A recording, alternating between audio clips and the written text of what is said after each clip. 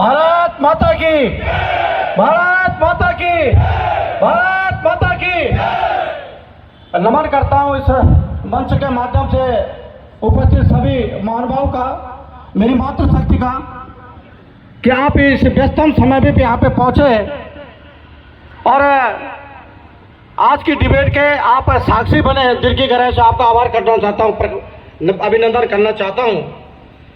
और जिस प्रकार आप जानते हैं कि आने वाले 23 तारीख को नगर निगम निकाय चुनाव, जो कि आपकी लोकल गवर्नेंस की एक संसद है, उसमें 40 पार्षदों के माध्यम से एक संसद का गठन होगा, उसके आप साक्षी बनने वाले हैं। इसलिए मैं आपको दिल की गहराई से आभार प्रकट करना चाहता हूं। जैसे कि आप जानते हैं कि वर्तमान परिप्रेक्ष्य में राजनीतिक स्थिति के ऊपर जिस प्रकार का कुहासा आज कोटद्वार की राजनीति में छाया हुआ है, इस कुहासे को अगर छांटना है, पाटना है और उसको साफ करना है, तो कहीं ना कहीं आपको एक पूर्व सैनिक को लाना होगा। मैं एक पूर्व सैनिक हूं, मैंने देश की सेवा में अपने जीवन को समर्पित किया है और इस समर्पण के बीच में देशवासियों की आकांक्षा के अनुसार एक सेवा काल की अवधि को पूरा करते हुए मैं यहाँ पे जीवन यापन के लिए कोटद्वार पहुंचा हूं और मैंने देखा कि कोटद्वार की वर्तमान परिप्रेक्ष्य में जो भी परिपाटी यहाँ पे बनी है, उसने कहीं नहीं कोटद्वार को छलने का काम किया, कोटद्वार को तार-तार करने का काम किया है। आज वर्तमान में कोटद्वार के पास अपनी मूलभूत समस्याओं का अभाव है और इस अभाव के कारण आज यहाँ का जनमानस बड़ी निराशा से एक नए नेतृत्व की ओर देख रहा है, एक नए नेतृत्व के सृजन की ओर देख रहा है।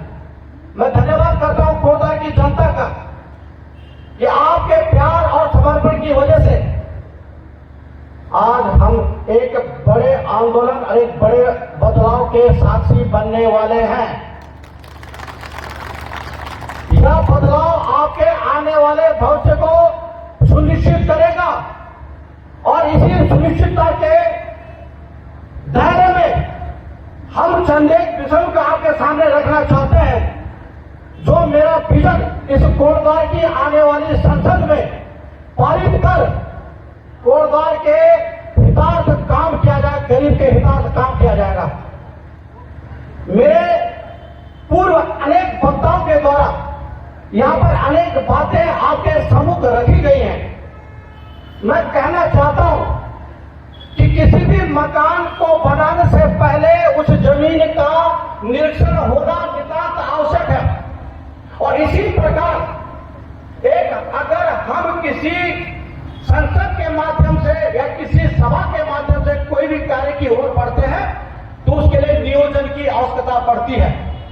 हम कहते हैं हम ये कर देंगे, वो कर देंगे, लेकिन करने से पहले हमें ये सोचना होगा कि उसके लिए आपके पास प्रबंधन, क्रियान्वयन और समर्पण, ये 3 चीजें आपको चाहिए और ये 3 चीजें आपके विजन के माध्यम से आपको मिलेंगी। मुझे बड़ी निराशा हुई कि मेरे पूर्व के वक्ता आए, सुना, कहीं कहानी निकल पड़े, बड़ी विडंबना है। और मैं एक बात आपसे कहना चाहता हूं कि अगर आप बेहतर नियोजन चाहते हैं तो सुनना सीखे। जिंदगी को अगर बेहतर बनाना है तो सुनने की क्षमता आदमी के अंदर होनी चाहिए। जैसे कि आप जानते हैं कोटद्वार की जनसंख्या 1,75,000 है और ये पौड़ी गढ़वाल के दक्षिणी छोर पे स्थित 3 नदियों के समूह के माध्यम से इस कोटद्वार को सृजन करने का काम करती है और इन्हीं नदियों के माध्यम से हमें यहाँ पे जलापूर्ति होती है। इन्हीं माध्यम से, इन्हीं नदियों के माध्यम से हमें कृषि भूमि को फर्टिलिटी करने का एक साधन प्राप्त होता है और इसके बीच में कुछ अवरोधक इस कोटद्वार की विकास उन्मुखी योजनाओं के विषय में भी है, जिनका की सबसे बड़ा कारण यहाँ की भौगोलिक स्थिति है, क्योंकि यहाँ आधा पहाड़ी आधा प्लेन भादर नाम से क्षेत्र को जाना जाता था। यहाँ पर भौगोलिक परिस्थिति के कारण हमें संसाधनों की कमियां भी महसूस होती है। ये बातें मैं आपको इसलिए कहना चाहता हूं कि कभी किसी विषय को आगे रखने से पहले उन विषयों के बारे में हमें ज्ञान होना नितांत आवश्यक है, और जब हम उस पृष्ठभूमि को जानते हैं तभी आगे जाके हम उस भवन का फाउंडेशन स्टोन डाल सकते हैं। तो हमारी कई चुनौतियां हैं, आर्थिक संसाधनों की यहाँ पे चुनौतियां हैं, शिक्षा की और स्वास्थ्य की कमियां यहाँ पे हैं, पर्यावरण की चुनौतियां हैं, बुनियादी ढांचे की चुनौतियां हैं, और वर्तमान परिप्रेक्ष्य में देखें तो इस कोट द्वार के अंदर सबसे बड़ी समस्या यहाँ पर यातायात प्रबंधन की है, क्योंकि एकमात्र यहाँ पे एक हाईवे है, उसी पे इतना लोड पड़ा हुआ है जिसके कारण आपके सभी बाजारों में यातायात की स्थितियां बड़ी खराब हैं, और इस यातायात की व्यवस्था के खराब होने के कारण अनेक बार यहाँ पे दुर्घटनाओं का सामना भी करना पड़ता है। तो मैं आपसे कहना चाहता हूँ कि इन समस्याओं को निरंतर आगे बढ़ाने के लिए हमें प्रयास करने होंगे। हमें कोटद्वार की जल भराव जल निकासी की समस्या जो निरंतर बनी रहती है उनके ऊपर भी काम करने का हमारा एक उद्देश्य है। स्वच्छता प्रबंधन, कूड़ा प्रबंधन, अनेक बातें इस शहर के परिप्रेक्ष्य में, स्वास्थ्य सेवा, यहाँ पे एक रेफरेंस सेंटर बनी हुई है, इन व्यवस्थाओं को कौन ठीक करेगा? आखिर इन व्यवस्थाओं को ठीक करने का प्रयास किसके माध्यम से किया जाएगा? इन व्यवस्थाओं का अगर संपादन सही ढंग से किया जाए तो एक नेतृत्व, एक कुशल नेतृत्व के माध्यम से किया जाएगा। वो कुशल नेतृत्व आपको एक मात्र एक पूर्व सैनिक जो वर्तमान परिप्रेक्ष्य में अनुशासित होकर एक पारदर्शी सरकार आपको देने में सक्षम हो सकता है, वह केवल और केवल आपका पूर्व सैनिक है। क्योंकि पूर्व सैनिक के माध्यम से अगर हम एक पारदर्शी सरकार को अगर यहाँ पे स्थापित करता है तो कहीं न कहीं गरीब के हाथों को मजबूत करने के लिए हम प्रयास करते हैं। आज जिस प्रकार का भ्रष्टाचार यहाँ पे व्याप्त है उसको हटाने की आवश्यकता है, उसको कम करने की आवश्यकता है। और इसी कड़ी में जिस प्रकार के सर्वे वर्तमान में किए जा रहे हैं, आप जानते हैं प्रत्येक घर के सर्वे किया जा चुका है, प्रत्येक जमीन का यहाँ पे सर्वे किया जा सकता है। कोई भी जमीन यहाँ पे कृषक जमीन नहीं कहलाती है, सब भूमि यहाँ पे आकृषक भूमि है। और इस कारण ये भूमि पे भी आने वाले जैसे ये सरकार गठित होती है तो कहीं न कहीं टैक्सेस की मार आपके ऊपर पड़ने वाली है। अगर आप इन टैक्सेस की मार से बचना चाहते हैं तो कहीं न कहीं आपको बदलाव की आवश्यकता महसूस करनी चाहिए, बदलाव की आवश्यकता महसूस करनी चाहिए। यह बदलाव आपके सम्मुख एक विकल्प के रूप में पूर्व सैनिक यहाँ पे आपके सामने है। और मैं आपको याद दिलाना चाहता हूं कि समस्याएं 3 प्रकार की होती हैं, अल्पकालिक समस्याएं, मध्यकालिक समस्याएं और दीर्घकालिक समस्याएं। हम इनको समस्याओं को इसी प्रकार क्रमबद्ध करते हुए, क्योंकि यहाँ मंच डिबेट का है, मैं चाहता था कि अन्य प्रत्याशी भी यहाँ पे डिबेट के माध्यम से हमारे सामने अपनी बातों को रखते हैं, लेकिन ये मंच केवल एक भाषणबाजी का मंच बना दिया गया है। मैं इस बात का भी मुझे अफसोस है, मुझे इस बात का भी खेद है। अल्पकालिक समस्याओं में जैसे बाढ़ आ गई और हमें तुरंत काम करने हैं, ये अल्पकालिक समस्याएं। कहीं पे बिजली लगानी है, कहीं पे स्ट्रीट लाइट की व्यवस्था करनी है, ये अल्पकालिक समस्याएं। दीर्घकालिक समस्याओं में यातायात की पार्किंग की समस्या है, प्रमुख बाजार में ट्रैफिक जाम, ट्रैफिक पार्किंग की कमी है, उनको निराकरण की व्यवस्था है। जल भराव जल निकासी मानसून के दौरान गंभीर समस्या है, पुरानी अव्यवस्थित जल निकासी व्यवस्था को सुदृढ़ करने की व्यवस्था है। कोटद्वार शहर में प्रतिदिन 10 से 18 मीट्रिक टन कूड़ा निसर्जित किया जाता है, और इस उत्सर्जित कूड़े के निसर्जन के लिए आपके पास कोई वैकल्पिक व्यवस्था नहीं है। अगर आप एक पूर्व सैनिक को कोटद्वार के नगर निगम में लाने का काम करते हैं तो कहीं न कहीं इस कूड़ा प्रबंधन, ये कह रहे हैं कि हम इतने बड़े संयंत्र लगाएंगे। कूड़ा प्रबंधन अधिनियम 2000 ये कहता है कि कूड़े का डंप शहर से 5 किलोमीटर दूर होना चाहिए। ये अधिनियम कह रहा, हम नहीं कह रहे, ये रूल कहता है उसका।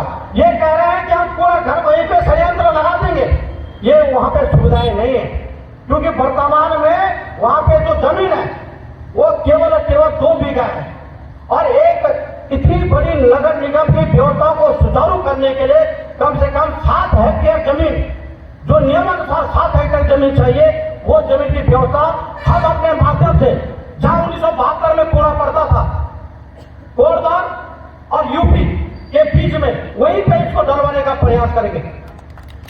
हमारा ये एक विजन है, हमारा विजन है ठोस अपशिष्ट और तरल अपशिष्ट दोनों को सिग्रीगेशन के माध्यम से हम ठीक करने का प्रयास करेंगे, उसको अलग करने का प्रयास करेंगे, जिसके माध्यम से नगर निगम की आर्थिकी को भी एक लाभ पहुंचे। कुशल प्रबंधन, कुशल कचरा प्रबंधन पर हमारा ध्यान होगा। पर्यावरण को समर्थित करने के लिए 1 लाख पेड़ पर साल लगाने के लिए हम कृत संकल्पित हैं। हम कोरदौर के पर्यावरण को बचाने के लिए कृत संकल्पित है। इसी कड़ी में 1 लाख पेड़ हम लगाने का अपना प्रयास करेंगे। सरकारी अस्पतालों को सचल धन के माध्यम से जोड़कर एक सामान्य मानव के घर तक हम स्वास्थ्य सेवाओं को ले जाने का काम करेंगे। इससे बेहतर सुविधाएं क्या हो सकती है? उच्च गुणवत्ता वाली स्वास्थ्य सेवाओं को आपके पास पहुंचाने का काम करेंगे। और सबसे बड़ी चीज, हम नगर निगम में एक ऐसी पारदर्शी सरकार चाहते हैं जिसके माध्यम से अगर वहां पे कोई भी धन सरकार के द्वारा, क्योंकि नगर निगम दोनों माध्यमों से पोषित की जाती है, धन पोषित किया जाता है, एक केंद्र सरकार से, एक राज्य सरकार के माध्यम से। हम उन दोनों के धनों के माध्यम से जो भी धन आवंटित होता है, उस धन को हम पारदर्शी तरीके से एक स्क्रीन पर दिखाते हुए कि वर्तमान में नगर निगम कोरदौर को 1 करोड़ रुपए मिले सपोज, तो वो आपको दिखना चाहिए, वो आपके समक्ष उसका डाटा प्रस्तुत हो रहा है, उसको लाने का हम प्रयास करेंगे। ये कैसे संभव होगा? यह संभव होगा बड़ी बड़ी स्क्रीनें कोरदौर के चौक चौराहे पे लगा दी जाएंगी कि वर्तमान में आप इतना पैसा आया, इतना पैसा इस मद में लगा, इस पैसा इस मद में लगा। उन घटकों को एक करने का अगर हम प्रयास करेंगे तो धीरे धीरे हमारे पारदर्शिता की ओर बढ़ेंगे, भ्रष्टाचार मुक्त एक शासन को देने का हम प्रयास करेंगे। क्योंकि वर्तमान में शासन और प्रशासन की इकाइयों को कमजोर कर दिया गया है। शासन धन आवंटन करता है और प्रशासन उनको क्रियान्वयन करता है। इस बात को समझने की आवश्यकता है। आपको एक बेहतर प्रशासन के साथ एक बेहतर मानव भी चाहिए, एक बेहतर व्यक्ति भी चाहिए और एक बेहतर ह्यूमन बीइंग भी चाहिए कि जो आपके गरीब की भावनाओं को समझ के आगे बढ़ने का काम करे। ये व्यवस्था आपके हाथ में है। आप तो इस बार महेंद्र पाल फौजी को लाना है और 6 नंबर थाने गैस सिलेंडर में आपके द्वारा अभूतपूर्व मौकों के द्वारा इनको संसद भवन भेजना है, नगर निगम के संसद भवन भेजना है।